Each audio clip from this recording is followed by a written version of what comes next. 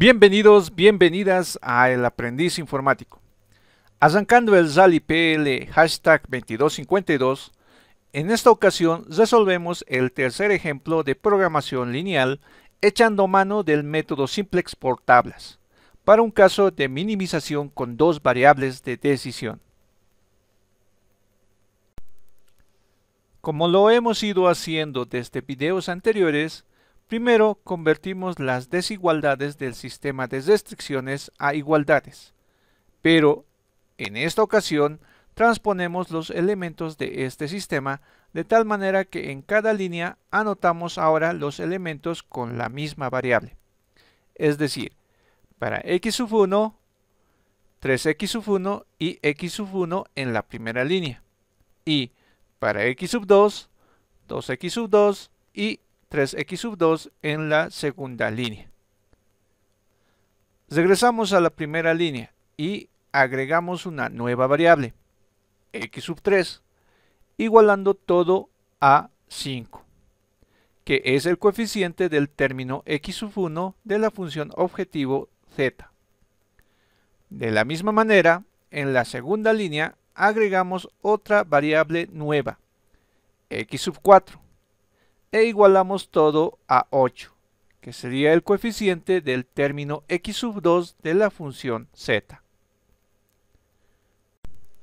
Ahora pasamos todos los elementos a nuestra tabla simplex D, pero en este caso haremos algunos cambios para calcular el mínimo óptimo de este ejemplo.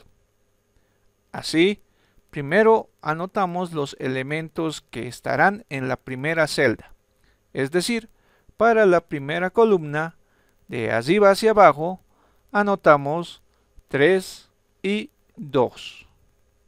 Y en la segunda columna anotamos 1 y 3. Luego anotamos los elementos de la segunda celda, que vendrían a ser las nuevas variables, x sub 3 y x sub 4. Para terminar con esta fila, anotamos los elementos de la tercera celda, que serán los coeficientes de las variables x sub 1 y x sub 2 de la función z. De arriba hacia abajo, 5 y 8. Ahora continuamos con la segunda fila. En la primera celda anotaremos los opuestos de las constantes de cada restricción en orden de aparición de izquierda a derecha, menos 24 y menos 15, respectivamente. El resto de las celdas de esta fila las rellenaremos con ceros. Y así tenemos construida nuestra tabla simplex inicial. Para comenzar nuestra primera iteración, calculamos el pivote, y para hacerlo, consideramos la celda de los opuestos de los términos independientes. Elegimos el de menor valor, que sería menos 24. Entonces dividimos los coeficientes de las variables de la función z con los elementos de la columna donde se encuentra menos 24. Y escogemos el de menor cociente, que en este caso es 1,67. Por lo tanto, nuestro pivote será 3. Luego multiplicamos por 1/3 la fila del pivote, y el resultado lo anotamos en una nueva tabla simplex, nominada como D'. A continuación, en la tabla D', debemos dejar en 0 los elementos de la columna del pivote, de la siguiente manera.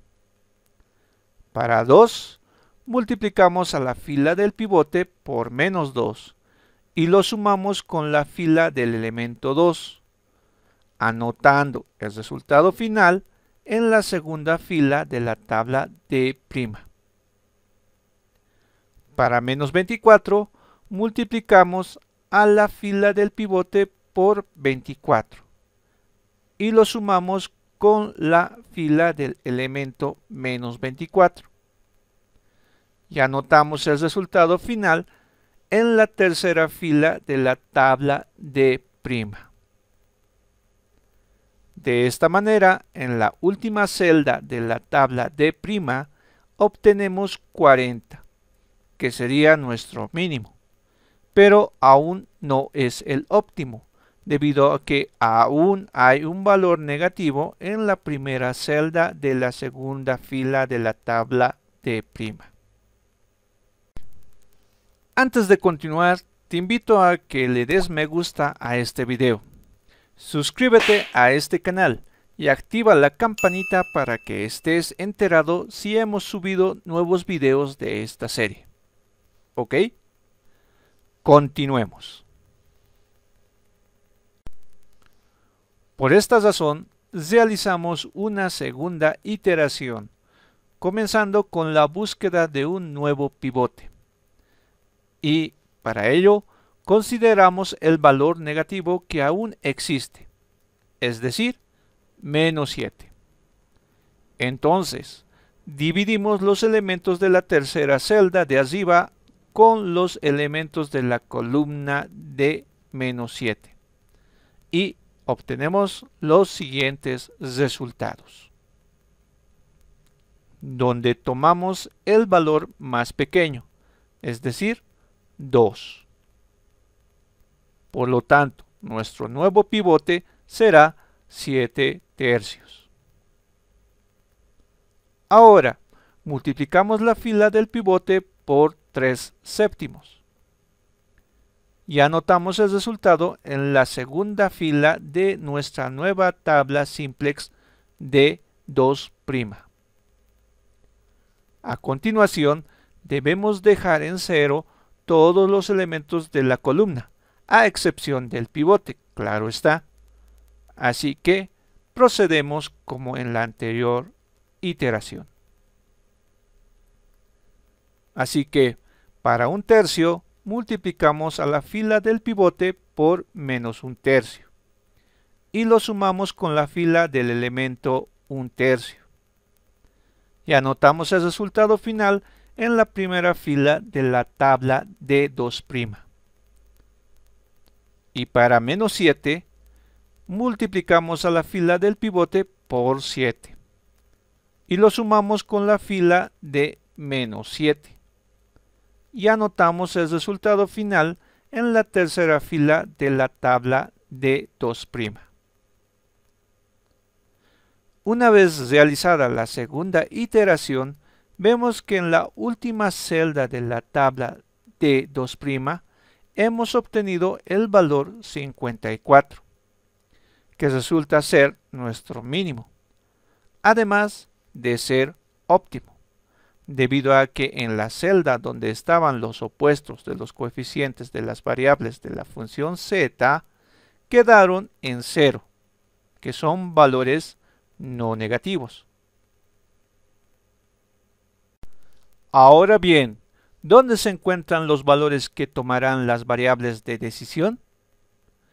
Pues para este caso de minimización, esos valores se encuentran en la segunda celda, tomando la correspondencia para cada variable de izquierda a derecha, es decir, 6 para x1 y 3 para x2.